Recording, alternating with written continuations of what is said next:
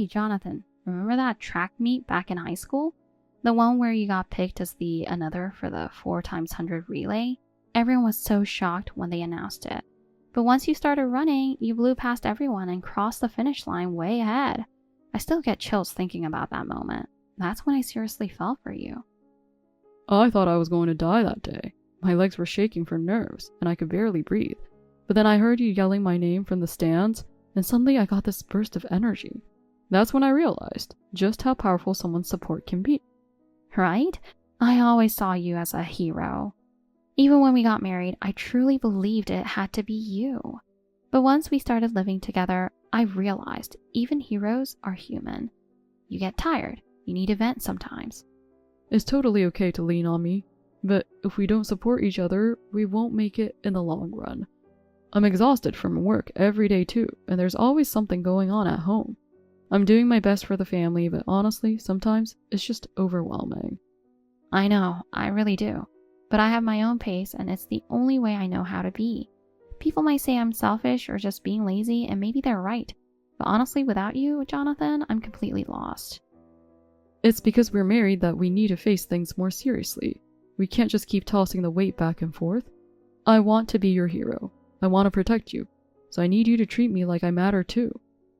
You saying that so seriously kind of scares me. But I promise, I'll keep thinking about how you feel moving forward. I'm not perfect, but I'm really going to try. I'm glad to hear that. No one's perfect. We just got to help each other out. Let's keep working on a life where we can laugh together, no matter the challenges we face. Yeah, that's my biggest dream. Even if every day isn't perfect, I just want you by my side, sharing a laugh now and then, leaning on each other when we need to. That's the kind of life I want to keep building with you. I'm really glad we talk like this. We've both been so busy and out of sync. I've been craving this kind of moment. I appreciate it. I hope we can keep pushing through everything together, side by side. I've still got a lot to learn, but please keep sticking with me. Same here. Just seeing you smile reminds me why I keep going. If I can keep that smile safe by your side, that's all I could ever want. It's nice, just spending time together like this. No rush. Moments like these might actually be the most luxurious thing of all. Yeah, I want to keep treasuring times like this. I'm looking forward to us kicking back with a drink again and just chatting. Next time, let's talk more about the future too. Our dreams, places we want to go, things we want to make happen. I want to share it all with you. As long as I'm with you, I feel like I can get through anything. Just having you beside me makes me feel so much stronger. Really. Sarah, what the hell is going on? I don't understand. Why are you doing this all of a sudden? At least tell me what's going on. Please, Sarah. Sarah, where are you? I just got home and the house is completely empty. There was divorce paperwork left at the door. What the hell does that mean? You took the furniture, your clothes, everything's gone. You're really not picking up. Please, just answer. Are you seriously ignoring me? The least you can do is respond. I'm begging you. Come on. Can you at least give me some kind of explanation? You just vanished and left divorce papers behind. I don't even know what happened. The least you could do is give me one sentence, one reason, something, right? Jesus, will you shut up? You're seriously so annoying. That divorce paper I left, that says everything I need to say. No more, no less. As far as I'm concerned, it's over. Don't call or text me again. Just stop. Please, wait. You can't just leave a piece of paper and expect me to understand everything. That's not fair. If I did something wrong, I'm truly sorry. I'll do whatever it takes to fix this. Just at least tell me why. Walking away without a word, you can't do that. The fact that you don't even realize what you did wrong, that's exactly why this is over. I honestly have no idea what you are talking about. I'm truly sorry if you're feeling bad. Just let me know what's going on, okay? The wedding invitation. That's where it all started. Something inside me just broke. Wait, what? Hold on, what are you talking about? Seriously? After all that, even when I spelled it out for you, you're telling me you still don't get it? Ugh, unbelievable. I'm sorry, but I seriously have no idea what you're talking about. I really think there's some kind of misunderstanding. The document you left on your desk. You seriously don't remember what that was? My desk. You mean in my office? Or the counter in the living room? Wow, the fact that your memory's that foggy is actually impressive. I don't know if you left it there on purpose or by accident, but how could you even think about secretly marrying another woman when you already have a wife? What kind of messed up person does that? That's beyond disgusting. Wait, hold on a second. I get that you're upset, but please, just hear me out calmly, okay? Are you talking about that flashy invitation? With a red rose on it? Yeah, that's the one. That's what started everything. I don't care what it looked like. The second I read it, everything became crystal clear. No, you've got it all wrong. That invitation wasn't about me getting married at all. What do you mean I've got it wrong? The name on that invitation was clearly your full name. That was from a close guy friend of mine from high school. He was inviting me to his wedding. Oh, really? Funny, I went to the same high school, and I don't remember anyone with the same exact name as you. Are you sure he existed? Yeah, but back then he had a different last name. That's probably why you don't remember him. His parents divorced when he was in college, and he took his mom's last name. And by total coincidence, he ended up with the exact same name as me. Seriously? Are you kidding me? You actually expect me to buy that excuse? I went to that high school too, remember? I think I'd know who was in our class. I've gone through the yearbook a bunch of times. Not a trace of anyone by that name. I'm telling you, back then he had a different last name. We weren't even in the same class, and he was the quiet type. Didn't really stand out. Then in college, his parents split up and he took his mom's last name. After that, he ended up with the exact same name as me. And that's why the invitation accidentally came to me. It was just a total coincidence. Oh, come on. That's what people call a lame excuse. It's way too convenient.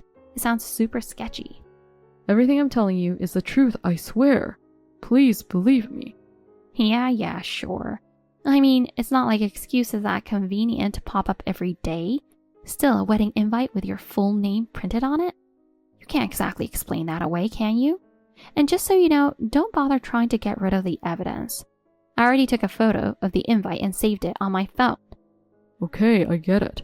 You clearly don't trust anything I say anymore. So just contact him directly. Call him, text him, whatever. It'll clear things up in no time if you ask him yourself. Yeah, sure. And I'm supposed to believe this friend of yours isn't just in on it, huh? He's probably ready to back up whatever story you cooked up.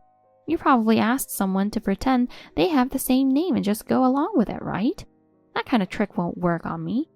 If you think some obvious setup like that's going to fool me, you're dreaming. No, I swear. It really was just a crazy coincidence.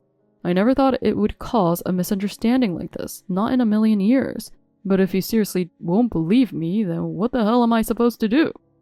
You sound so pathetic right now. Clinging like this, it's honestly embarrassing. It's really unbelievable. Anyway, make sure you file the divorce papers by tomorrow. Dragging this out any longer is just a waste of time. Please just let me see you and talk to you face to face. I'm begging you, Sarah. You should be thankful I'm not demanding damages. That's generous enough. And what about you? What are you even planning to do now? You ran out without anyone to turn to. Are you really okay like this? Your parents are divorced and your mom's living overseas, right? It's not like you have anyone you can just rely on. Oh, don't worry about that. I've got someone I trust completely. Someone I can count on right by my side. Wait, Sarah. Please, don't shut me out like this. I'm done. There's nothing left to say and I'm blocking you now. Bye. Jonathan, sorry to text you this late. Can we talk for a bit? Sarah? Sorry to drop this on you out of nowhere. I've been going back and forth about reaching out. I type a message, almost hit send, and then back out. Jonathan, it's been a while. I'm kind of nervous messaging you like this. Honestly, I never thought I'd actually hear from you again. It's been what, about 4 years now? Hearing your voice again feels so strange after all this time. Have you been doing okay? Not overworking yourself? Though I probably don't have the right to ask that. I've been alright, just working, eating, sleeping. Nothing special. More importantly, what's this about? Well, I wanted to talk about what happened back then. That wedding invitation that caused the whole divorce. So just recently we had a high school reunion. It was nostalgic seeing everyone again, and I ended up talking about you. And when I casually brought up that invitation thing, someone in the group, completely by chance, had actually been invited to the wedding of the groom with your exact same name. That's when I finally realized everything you told me back then was true. You're talking about Jonathan Miller, right? He already messaged me saying he cleared things up at the reunion. Oh, really? Oh, that's a relief. I've been stressing over what to even say to you. Well, if that's the case, there's nothing to worry about now. Then, I'm coming back. I want to apologize properly and try again. Why would you even say that? Huh? What do you mean?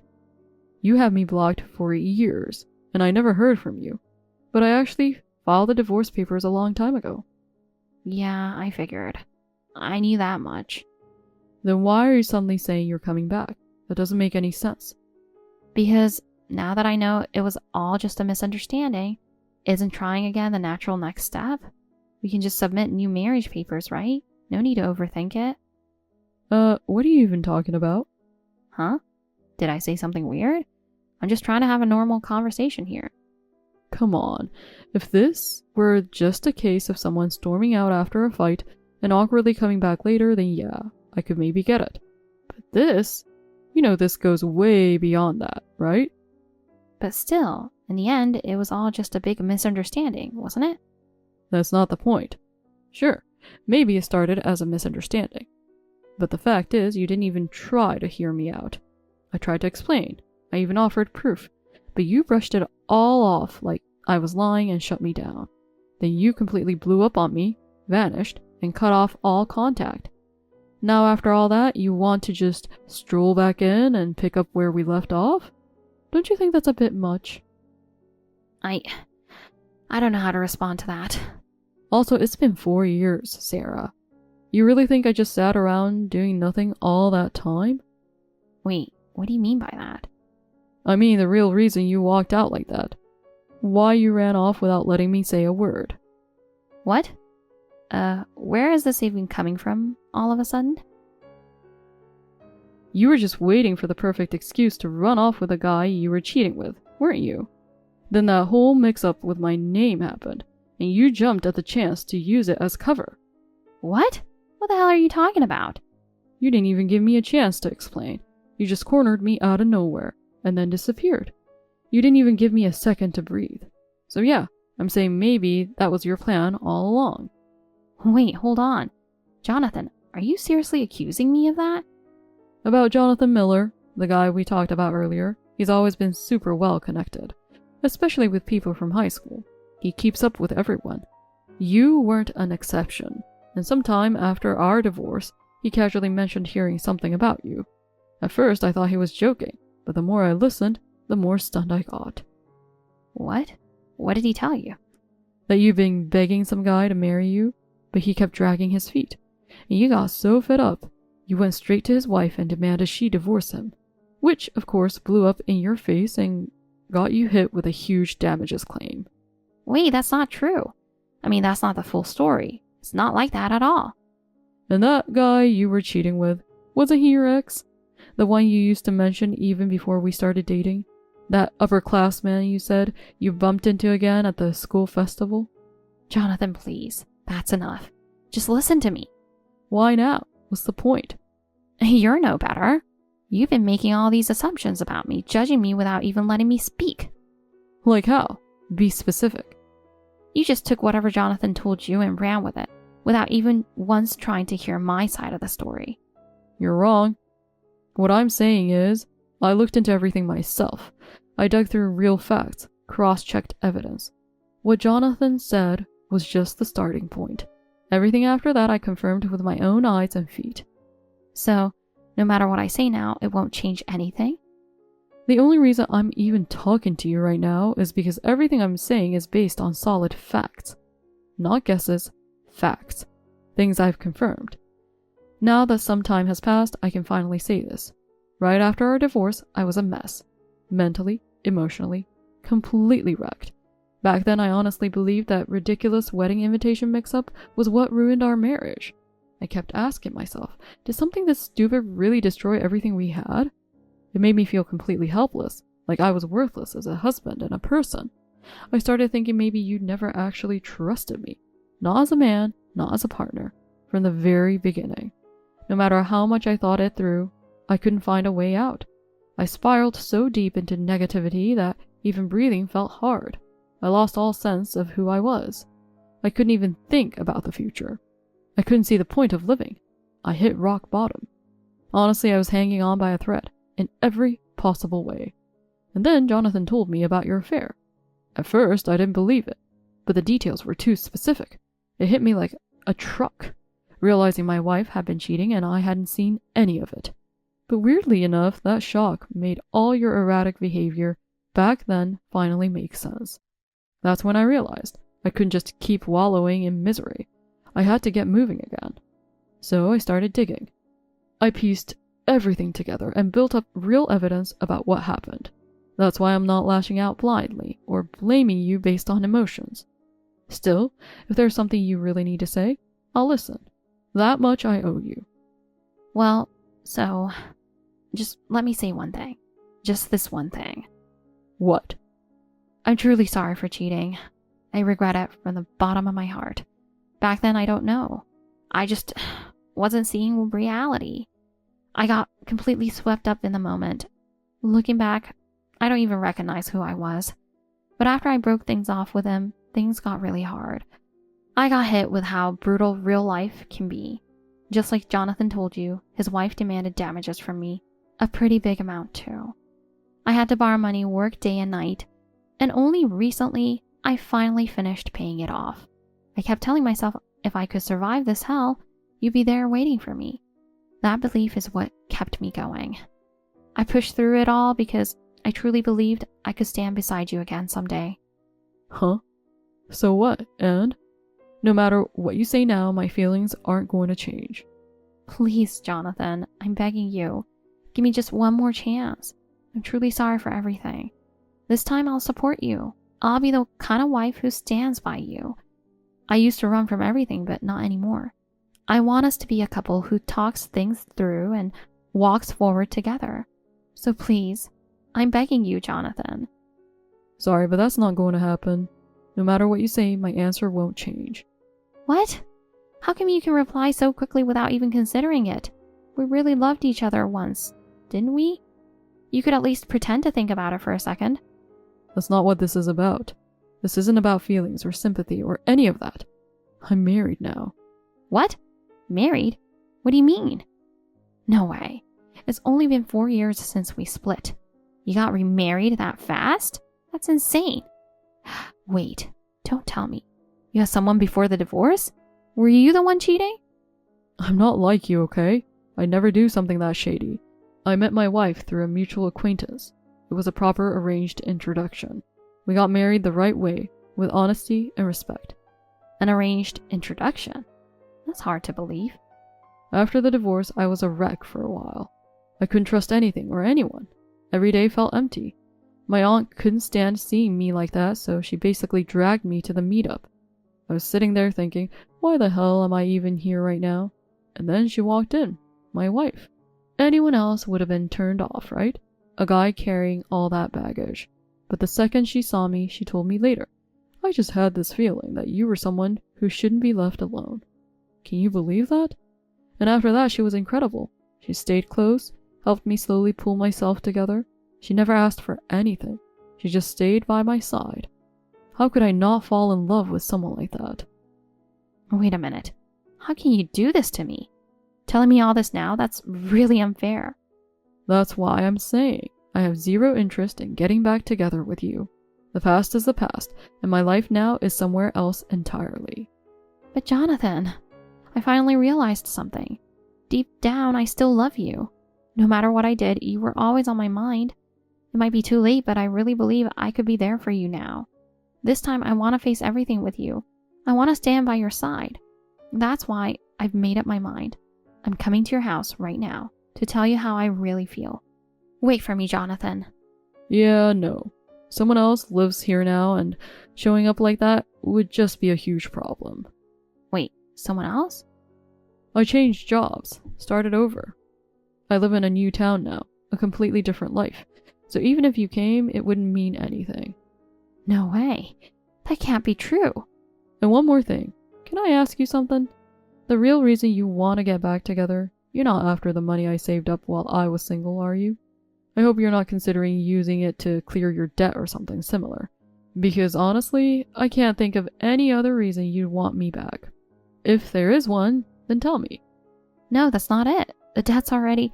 You racked up that cheating-related debt, worked 2 jobs day and night to pay it off. I'll give you credit for that. But when I discovered you blew hundreds of thousands in a nightclub right after, I couldn't believe it. All that effort, and you didn't even get back to 0. You went right back into the red. Wait a second, that's... Huh? Hit a nerve? Or is there some twist I don't know about? Where did you even hear that? Who's been blabbing about me? Jonathan told me everything. Unbelievable. He told you that too? Turns out he runs a nightclub now. Nobody ever said anything about that to me. Apparently the staff kept him well informed about their favorite regular. You. Not that it matters to me anymore. Enjoy your new life in debt. Wow. You've really turned into a cold, heartless jerk. After that conversation, I finally calmed down and followed through on something I've been avoiding. Blocking her. Looking back, even after the divorce, a part of me was still hung up on her. That lingering presence kept smoldering in the back of my mind. But that's all over now. I finally found the closure I needed. The clarity I never had in the mess and heartbreak of those days. As for what Sarah's been up to, Jonathan still updates me from time to time when we're out for drinks. Sounds like not much has changed. She paid off her debt, only to fall right back into the nightclub scene, emptying her wallet and racking up more debt. Trapped in a downward spiral she just can't or won't escape. No one's trying to stop her anymore. Maybe even she's given up. Honestly, I did consider it, suing her for the emotional distress, for the time I lost after the divorce, for everything. I suffered so much. I trusted her completely, and she shattered that. Part of me believed she deserved to pay for what she did. But then I took a step back and looked at my life now. Work's going well. I have a kind, steady wife who's walked beside me through it all. And just recently she told me, we're having a baby. I was so overwhelmed with joy, I could barely breathe. And I realized, I don't want to stain this happiness with resentment from the past. That feeling washed away any urge to take legal action. In the end, trying to get something from Sarah doesn't matter anymore. All I feel for her now is pity. And more than anything, I want nothing to do with her ever again. From now on, I'm dedicating everything I have to my new family. My wife, who's always been there for me, and the little life we've created together. No more living in the past. From here on out, I'm walking the path I chose, and I swear I'm going to be happy. Thank you for watching. Please rate the video and subscribe to our channel. See you in the next video.